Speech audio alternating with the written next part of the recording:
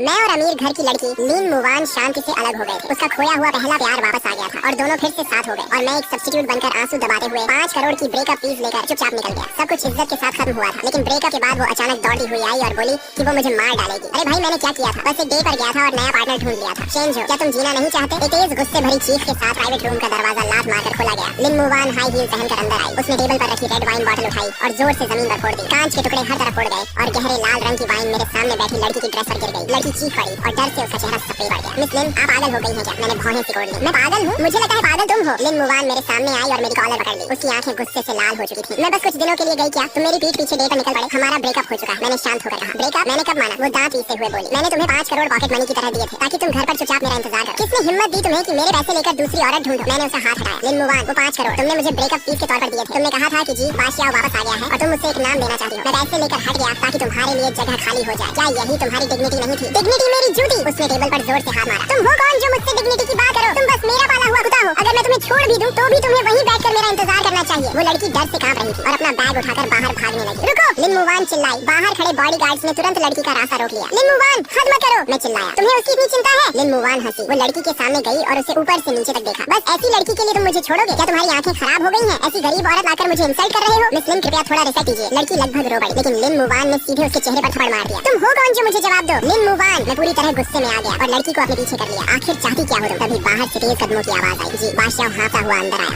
उसका चेहरा पीला था, आंखें लाल थीं और वो बहुत कमजोर दिख रहा था। वान वान, गुस्सा मत करो, सब मेरी गलती है। उसने लीन मुवान का हाथ पकड़ा और रोती आवाज में बोला, अगर मैं वापस नहीं आता तो भाई शेन को इनसिक्योरिटी नहीं होती। वो डेट पर भी नहीं जाता। कृपया उसे ब्लेम मत करो, मुझे ब्लेम करो। लीन मुवान ने तुरंत उसका हाथ पकड़ लिया और उसकी आंखें नरम हो गई। बस करो, इसमें तुम्हारी गलती नहीं, तुम बहुत अच्छे हो, इसलिए ऐसे एहसान फरामोश लोग तुम्हें हर्ट करते हैं। फिर उसने मेरी तरफ देखा और उसकी आंखें फिर बर्फ जैसी ठंडी हो गई। शेन जो, जरा जी बादशाह को देखो और फिर खुद को देखो। तुम उसकी एक उंगली के बराबर भी नहीं हो। मैंने उस घड़िया कपल को ठंडी नजरों से देखा। अगर वो इतना अच्छा है तो फिर मेरे पास क्यों आई हो? जाओ ना, उसके साथ खुश रहो। तुम्हें लगा है मैं खुद आना चाहती थी? लीन मुवान गुस्से से बोली। तुम्हारी डेटिंग की खबर पूरे सर्कल में फैल गई है। सबको पता चल गया कि लीन मुवान का पाला हुआ आदमी दूसरी औरत ढूंढ रहा है। तुमने मेरी इज्जत मिट्टी में मिला दी। मैंने गहरी सांस ली और गुस्सा दबाया। डेट पर जाना मेरा पर्सनल मैटर है, तुमसे कोई मतलब नहीं। मैं 5 करोड़ ले चुका हूँ, अब हमारा हिसाब बराबर है। मेरी डेट को जाने दो, आगे से हम दोनों का कोई संबंध नहीं। बराबर सपने देख रहे हो? लीन मुवान ने फोन निकाला और किसी को कॉल किया। अभी के अभी शेन जो के सारे बैंक अकाउंट्स फ्रीज कर दो, खासकर वो अकाउंट जिसमें 5 करोड़ है। 1 रुपया भी इस्तेमाल नहीं करना चाहिए। फोन काट कर वो मुस्कुराई। अब तुम्हारे पास कुछ नहीं बचा। देते हैं मेरे पैसे, बिना तुम दूसरी औरत को कैसे पालोगे? मैंने मुठियां भींच ली। लीन मुवान, ज्यादा मत करो, मैं तुम्हें दबा रही हूँ तो क्या कर लोगे? वो आगे आई और मेरे चेहरे पर थपथपाया। तुम्हारी बहन की मेडिकल फीस अगले महीने भरनी है ना?